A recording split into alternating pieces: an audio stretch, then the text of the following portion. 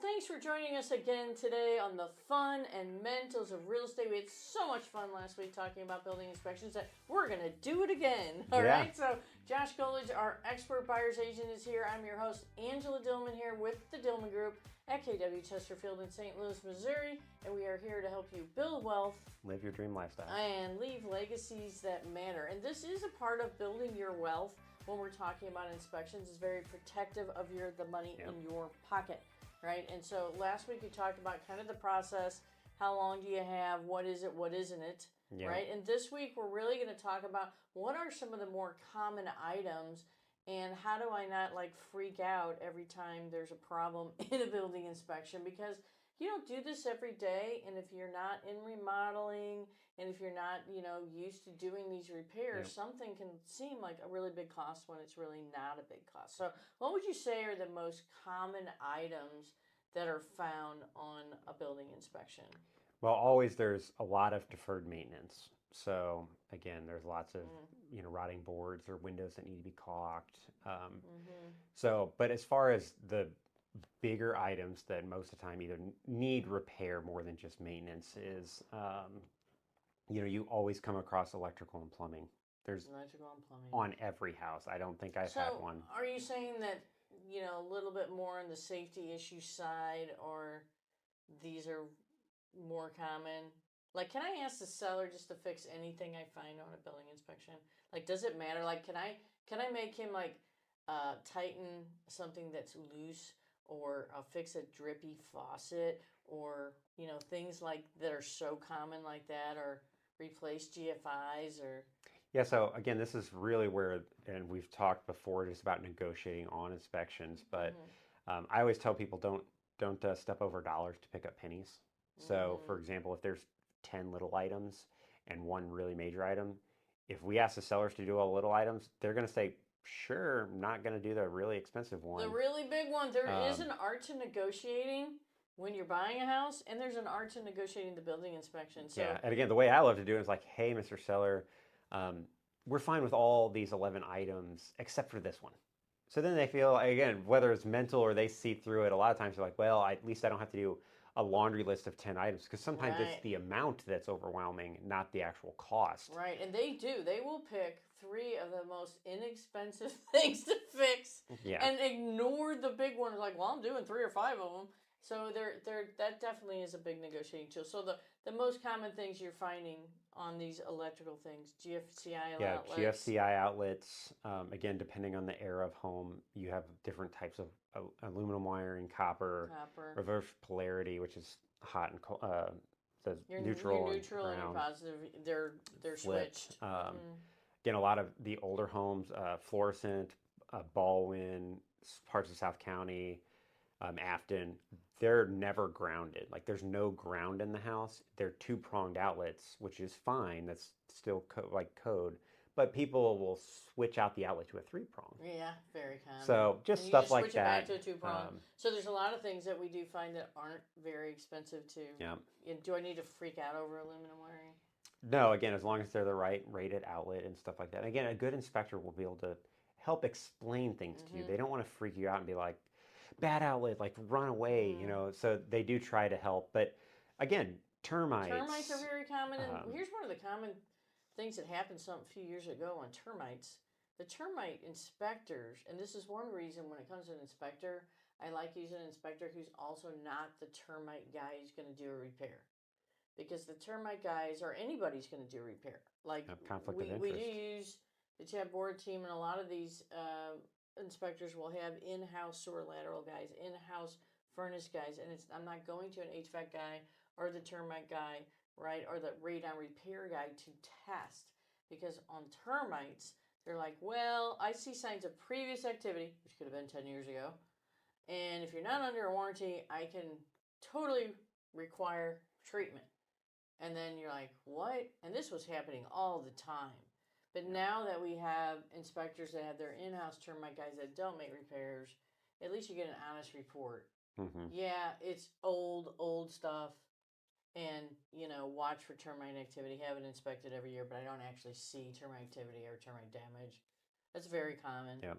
Termite damage, though, like on a band board, they like to get underneath where the patios are, or the front porch stoop, and in the basement.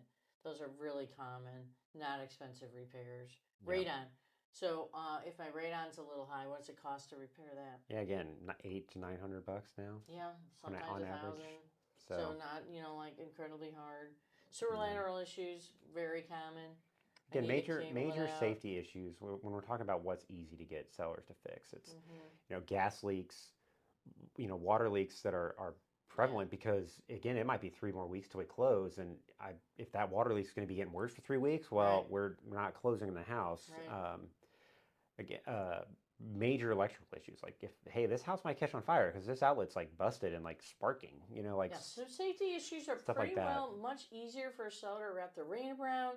They make sense, but let's just say I had a seller's disclosure, because here in St. Louis we have seller's disclosure about, gosh, what are they, 6-8 pages now? My Lord, they just keep getting longer. But anyway, but they're good. It's good to have. So let's just say, as a seller, I disclose to you, as an agent, you're representing a buyer, and I say, hey, I have a crack in my basement wall, and it only leaks when it really, really heavy rain. Can I still ask the seller to fix that? Or do I have to buy the house now with that crack? How does that work? So, again, yes, you can still ask for that crack repair. I can still ask for it. You can still ask for it. So I'm not buying the house with the crack. So even if I have stuff on there. Now, again, this kind of goes, we're leading right into what's easy to get sellers to fix. Now, if it's something that was disclosed and it's pretty much as it like failed window seals on the disclosure. Right. And they have an inspection and they find failed window seals. And they fog up a little bit. Getting a seller to fix that is darn near impossible. And if anything, if we submit it, it's going to hack them off. They're going to be mad because they're like, hey, we disclosed this. You bought this knowing this. Right. But the contract doesn't prohibit you. It doesn't require you that if you find 10 window seals failed and you're like, oh, no big deal. And then you find out it's $5,000 to replace that. Then you might have a freak out moment, and you're like, oh, I don't want to buy the house. Again, you can still ask for it, but again, you pay the money for the inspection, and getting them to cover it is hard. Now, the opposite of that is, seller Susie says, hey, there's a small little corner of my basement that leaks when it rains. We have an inspector in, and the inspector says, get a foundation guy out. The foundation guy says, this foundation is bowing. Like, we're talking a $15,000 repair. I don't care that they disclose that there's a small leak. That's not the same thing as what we just discovered. It's easier to have the conversation with the seller over, and of course you can walk away. And I've had listing agents be like, well, we disclosed that there was a problem with the basement. I'm like, not to this degree. And it's like, be rational here. I mean, think, like, use your brain to think. And this is why you need somebody to represent you, because you need somebody to go to bat and really push on these agents and sellers, because they're like, well, I disclosed it. I don't need. And these conversations happen all the time, and you really need to push. You need to have good professionals, which we do, to come out and to bid those and to really explain why they're an issue, to try to get you to, to get the seller to make movement, and the agent to wrap their brain around it. And so, those are common things that really come up. What are some other really hard ones to get the seller to cover? Again, failed window seals are tough. Yeah. That one is, again, more people would consider cosmetic. Deferred maintenance, again, even if it sometimes is a bigger problem, sometimes it's tough because sellers lived with it for 15 years that way. Yeah, that's true. So again, right or wrong, it should be fixed. It might even be expensive, but sellers lived with it for a long time. Drippy faucets, your door handle's loose. They're like, don't bother me with this stuff. Yep. Those are hard. Those ones are always tough. Another one that's really hard is an aging roof. Yeah, borderline roofs are tough. Borderline roofs are hard because right now on homeowners insurance, if you got a 15-year-old roof or older, it's getting a little harder and more expensive to get homeowners insurance. And so some people are like, this guy says it's at the end of its useful life. But then the roofer comes out and he's like, hey, it's got 2-3 years in it. And we're like, exactly. And the seller's like, exactly. Right? So from the seller's point of view, nothing's wrong with it. It's still good. I got 2-3 years. And the buyer's point of view is like, exactly. It's 2 to 3 years into the useful life. So these are things that do make it really hard. And thankfully, in the contracts, you do have protection. If you can't reach an agreement, because you have the 10-day negotiating period once you make a request of a seller, you can walk away, can't you? Yep. You can. You can say, this is too big for me. I can't do it. I need to. You're going to lose your inspection money, right? You get paid for that. Mm-hmm. Yeah, you get if your you've had your money appraisal back. done, do I got to pay for the appraisal? Yes, you'll have to You got to pay pay for for. the So appraisal. but these are insurance protections. It's like buying insurance. You're like, oh, I bought insurance, and it told me I shouldn't buy that house. So it's kind of like having an insurance policy that you didn't buy a money pit. Basically. And again, I always like to tell buyers this too is, and again, I hate bragging on myself or tooting my own horn, but it does happen a lot where I am able to push so hard on the front end on price that I tell them like, hey, there might not be any more support from these sellers during inspections. So this is a very real scenario that happened last month. We got them off a lot off the sales price. Right. And I mean, we probably got 15 grand more than I could have gotten if we had inspection privileges. I told the buyers before they even accepted the counter back that I said, hey, I don't think we get any more support from them. And there's a lot of times you have the right to inspect, but maybe not the right to ask for repairs, but you can still walk away. But and the buyers knew, and again, we found a bunch of items, and it came to us like, hey, we submitted the request because we had the right to do it, and the seller said, hey, at the price I gave you to the home, like we're not giving you any more money. And at that point, it was up to the buyers to decide, but they knew, they understood, they appreciated it. I told them at that time, I said, hey, the sellers, remember when we had that conversation on the front end that we might not get any more? It's right here. We're getting no more support from them. And so you know that you had to pay for that $1,700 worth of building inspections and that was at risk if you decided not to buy it. But at least you knew going in, it was your decision, and the expectations are set, and it's clear. It's not foggy, and you weren't surprised. And I like this, again, and this is and you see it on the sell side a lot. This is a very real scenario. Typically, I can get, I would say on average, a seller off the price $10,000 if we say, hey, we're not going to ask you for repairs. That's just my average. So I sometimes tell the buyer, would you rather go 10 grand higher in price and be able to ask them for a bunch of repairs? Or would you save 10 grand? Yeah, I'll take the 10. I like the 10 grand every day of the week because would be very surprised if we have $10,000 worth of issues. So let's just say there was $1,000 of issues. Well, we just left 9 grand on the table. And again, when we're talking building wealth and leaving legacies, that's a lot of money, and it really hurts me to see buyers give up. So it's absolutely true. So what if my building inspector misses something, and then I get in the house and I'm like, oh, it doesn't appear that you actually looked at that, or what's going on here, like a water heater or something, or a furnace or whatever. Which again, it's a snapshot in time. It could have changed. Yeah. But they could have missed something. What happens? Good inspectors, bad inspectors, everybody's human and can make it. Again, bad inspectors will miss more stuff. But they can. Yeah, I mean, you paid them for a service. And again, especially like if they're ASHI certified, it says what they look for to a certain degree. And again, let's just say they were supposed to they were supposed to inspect the sewer. And all of a sudden, like you found out, like they said they inspected it, and you found out, like, actually, wait a minute, no, nobody even looked at the sewer. Like the sewer guy. Or maybe they ran the camera, but on the report doesn't appear the fact that it has a crack in it, and now or a clog in it, and now you've got a backup. What happens? Is there a process for that? Again, at that point, you're probably in some kind of litigation. Usually we reach out to the inspectors, they pull the report, they come out, they look at it, and they're like, yeah, you're right, we missed it. This is going to cause X to fix it. Here's X to fix it. And they do kind of self-insure.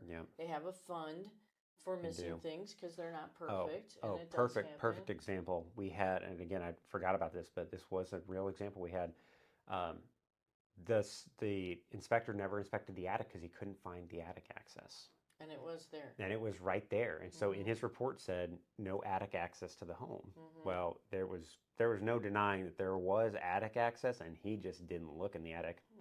Found a bunch of issues. And again, good inspectors will own up, and they have insurance that covers them too. They do have insurance if what they self-insure gets too high. If it gets too high, they'll turn it into their insurance. So they are insured. Another reason to use a building inspector, a good one.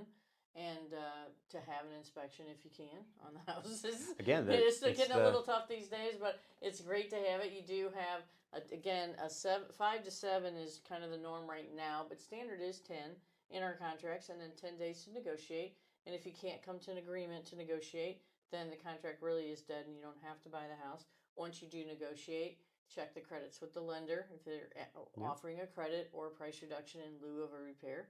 And then you're out, right? And then you can go to closing if you do reach the negotiation period. So very important process and a lot of negotiation that goes on in it. And it's very rare. Again, it's pretty common that both sides, buyer wants to buy, seller wants to sell. It's typically pretty, again, not cutthroat. It's, hey, how do we work it out?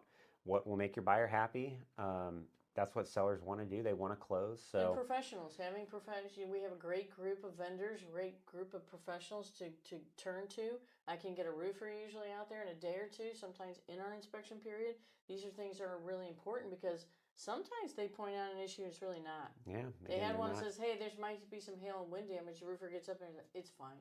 I'm like, oh, okay. Then we didn't have to disturb the seller with it. Yeah. Right? And so we can get professionals out there, great HVAC guys and so forth, when you need them, as you need them. And then that really helps. And, you probably don't know all those people all the time. Yep. So that's why one thing that we really do offer at the Dillmon Group is a really great vendor pool. Yep. So hopefully that helps. So hopefully this brings a little clarity to inspections, how they work here in St. Louis, what your inspection privileges are.